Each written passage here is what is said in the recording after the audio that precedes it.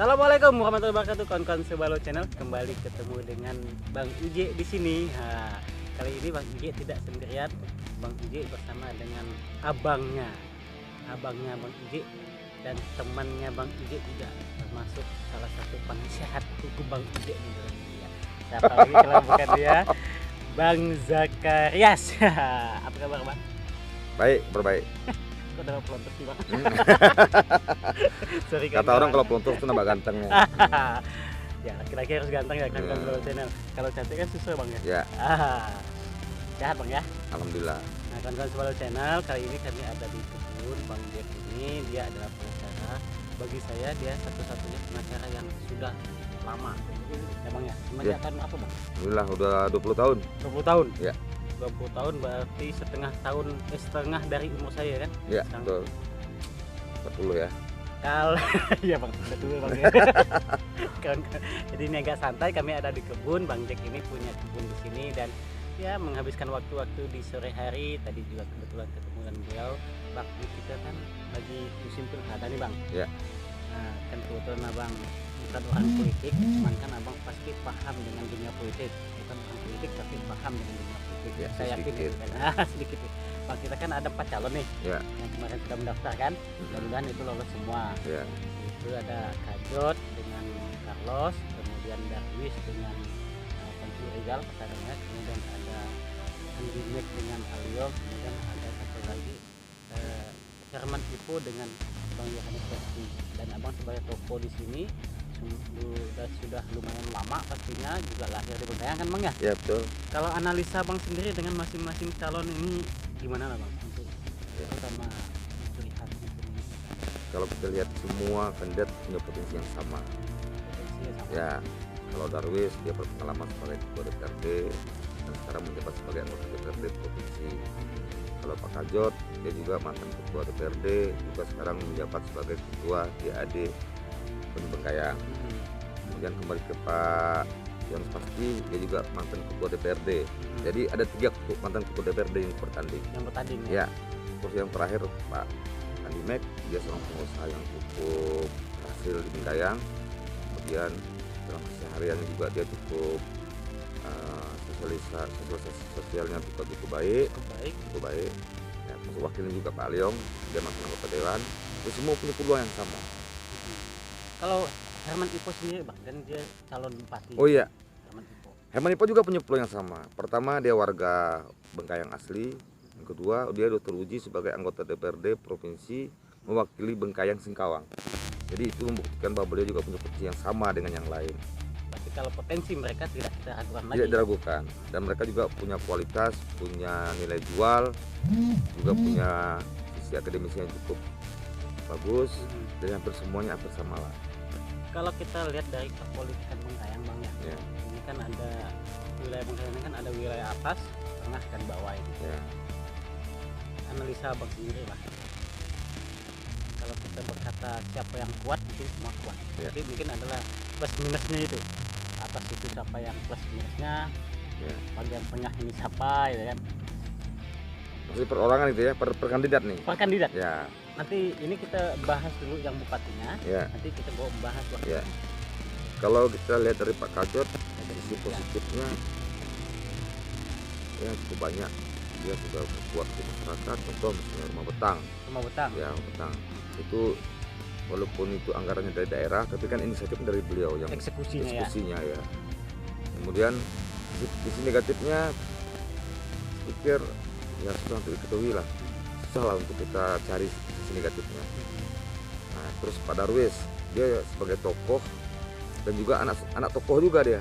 Dia selain tokoh juga anak tokoh. Anak bupati lama gitu ya.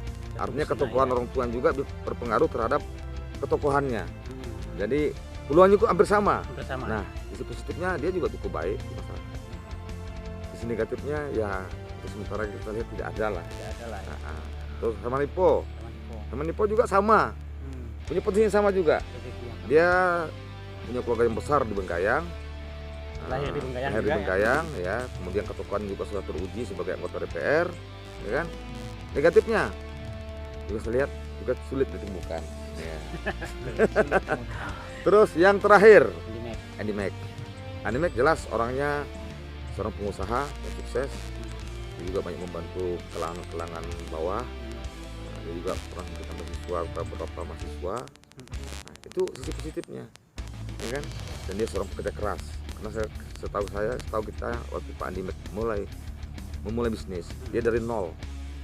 Artinya dia modal kemauan, modal kerja keras, bukan karena orang tuanya kaya, bukan, tapi memang pekerja keras. Nah, sisi negatifnya juga hampir tidak sulit ditemukan. Kalau positif jangan diragukan Ya. lagi. Kalau negatif sulit Sulit ditemukan. ditemukan. Kemudian Bang, ini kan berbicara pendidikan lah yang biasa Ya. dibahas itu kan. Kita ada pendidikan formal dan non formal Ya, yang digalakan ya. oleh pemerintah Ya. ini kan. Kan ada makanya kita yang formalnya ada dan formalnya ada. Pengaruh nggak untuk pendidikan? Khususnya pendidikan mereka untuk pemilih Bengkayang. Untuk pemilih Bengkayang sebenarnya tidak berpengaruh, tapi untuk kepemimpinan ya. Karena seorang pemimpin itu dia tidak hanya pintar, tapi juga cerdik. Cerdik ini yang penting. Cerdik ya mungkin. Cerdik yang penting. Bagaimana dia menyikapi kondisi Bengkayang ini supaya yang tadinya kurang baik menjadi baik.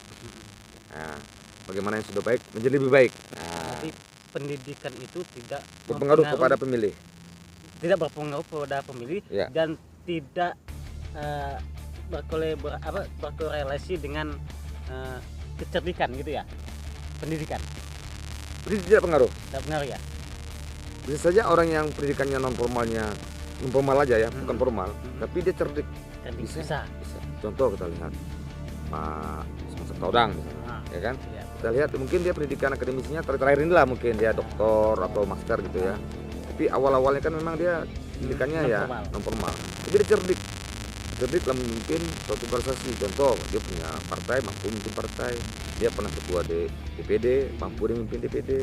Milik perusahaan yang banyak ya. Banyak. Jadi pendidikan tidak berpengaruh ke kecerdikan. Pendidikan itu berpengaruh pada kepintaran saja. Kepintaran. Oke, konten sebuah channel. Tadi kalau kita bahas soal bupatinya, ini kita ke wakil bupati Ya, pertama Bang. Carlos, Dr. Carlos. Carlos. dulu. Ini Dia juga wakilnya punya potensi yang cukup bagus. Dia seorang dokter, dia berpengalaman di bidang kesehatan. Karena sebagai wakil kan dia yang membantu bupati. Ya, jadi yang paling utama sekarang adalah bupatinya. Kalau wakilnya ini, apalagi misalnya Pak Carlos juga cukup cerdas, cukup punya pengalaman, cerdik juga ya. Jadi kalau dia pengabdian juga. pengabdian juga jelas. Nah, kalau dia misalnya berpasangan sama Pak Kajot, saya pikir ke depan Bengkayang lebih baik. Iya. Samsul Rizal, Samsul Rizal. wakilnya Darwis. Kalau Samsul Rizal ini dia memang kelemahannya satu saya lihat. Dia kurang bermasyarakat di masyarakat, di kalangan bawah. Kurang Cuman itu. dia pembisnis kali Bang. Ya, karena mungkin karena bisnis. kesibukannya seorang bisnis, dia lupa ataupun karena kesibukan, bukan lupa karena kesibukannya dia ke bawah. Karena dia bukan seorang politik. Dia bukan seorang pelayan, tapi dia seorang pekerja. Kerja. Beda halnya dengan Pak Carlos, dia seorang pelayan. Kalau pelayan dia berhadapan dengan setiap kelompok masyarakat, setiap strata. Nah, untuk Pak Samsul Rizal, dia seorang pengusaha, dia menengah ke atas lah. Nah, kata. Ya, jadi kalau untuk menengah ke bawah dia belum dikenal orang. Belum kenal. Ya. Jadi PR untuk Pak Samsul Rizal. PR harus- Samsul Rizal untuk lebih banyak ke daerah, Iya, masih ada 3 ke bulan bawah. Bang ya. Masih ada peluang. Masih ada peluang. Masih ada peluang. Kemudian Pak Yohanes Pasti, wakilnya Bang Herman Ipo. Oh ya, dan pasti dia cukup baik, cukup bagus, cukup cerdas, juga cerdik. Karena dia seorang akademisi juga bagus, akademisinya punya pengalaman di bidang politik juga cukup bagus, ya kan? Nah, tapi bagaimanapun juga karena Pak Ipo ini jarang berada di Bengkayang, berpengaruh juga terhadap pemilih. Jadi pemilih akan berpengaruh juga, pengaruh kuat. Karena Pak Ipo ini kan tinggalnya di Pontianak dan jarang pulang ke Bengkayang, jarang dah pulang, sekali mungkin ya. Bukan berarti dia tidak bagus, dia bagus. Hanya memang kedekatan dengan masyarakat agak kurang. Nah, kalau Pak Yohanes justru lebih banyak ke masyarakat. Masyarakat. Jadi bisa ngimbangi Ya. Jadi berbanding terbalik dengan Pak Darwis tadi. Pak Darwis tadi. Ya, kalau Pak Darwis dia lebih cenderung banyak ke masyarakat bawah, kalau Pak Rizal ke menengah ke atas. Nah, kalau Pak Herman Ipo karena dia jarang pulang ke kampung, pulang ke Bengkayang, jadi untuk kalangan bawah kurang dikenal. Kurang dikenal. Kurang dikenal. Dan Pak Yohanes Pasti yang lebih Hanya mengenal nama saja, tapi yang mana figurnya kurang dikenal bagi kelompok bawah. Gitu. berarti sama dengan Pak Samsul Rizal tadi, Bang Herman Pur harus turun ke Lift bawah ke nih. bawah karena masih ada Dua waktu 3 bulan. 3 bulan Ya, lagi. 3 bulan. Terakhir Bang, Ya. wakil dari Andi Mek, Bang Aliong. Oh, Bang Aliong. Bang Aliong ini sebenarnya dia mantan anggota DPR. Sebenarnya cukup baik, cukup bagus juga. Tapi belakangan terakhir ini dia gerakannya kurang menggigit. Ya, kurang menggigit. Ya. Gitu. Karena Aliong ini kan sibuk di dunia dia nih. Iya, Dunia dia kan dunia kebun, dunia bisnis. Jadi dia lebih banyak waktunya ke dunia bisnis lah, ke dunia kebun lah. Kurang ke masyarakat. Nah, pada saat sekarang dia menjelang pilkada ini, dia sebagai wakil, dia juga harus lebih banyak turun ke bawah. Bang Aliong dan semua pasangan lah ya. Ya, semua pasangan. Masih ada waktu 3 bulan Bang ya. Masih ada 3 bulan. Merayap lah Ya. ke masyarakat. Ya. Jadi kalau kita lihat dari 4 kandidat itu, yang punya potensi, yang mudah dikenal orang, yang banyak dikenal orang, yang Kajot Carlos. Ya. Kenapa? Karena Kajot jelas dan sekarang pun dia sebagai tokoh masyarakat bawah. Carlos juga dia sekarang sudah pensiun sebagai PNS, juga dia banyak bergerak di bawah dan tinggal di Bengkayang juga. Punya prestasi juga. Nah, jadi kalau kita lihat yang harus banyak bergerak itu sekarang 3 tadi itu. 3 itu. Kalau Pak Kajot tinggal ya memulai sajalah sedikit. Nah, Oke Bang, ini terakhir nih. Kita kan sebagai masyarakat. ya. Abang sebagai masyarakat, pemimpin Bengkayang ke depan untuk 5 tahun, apa sih yang diharapkan? Pemimpin yang ke depan harus cerdik dan pandai. Selain pintar, cerdik dan pandai. Pandai. Jadi seorang cendekiawan lah dia kesimpulannya.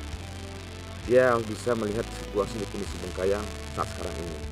Bengkayang saat sekarang ini pada posisi terpuruk. Segala sisi terpuruk.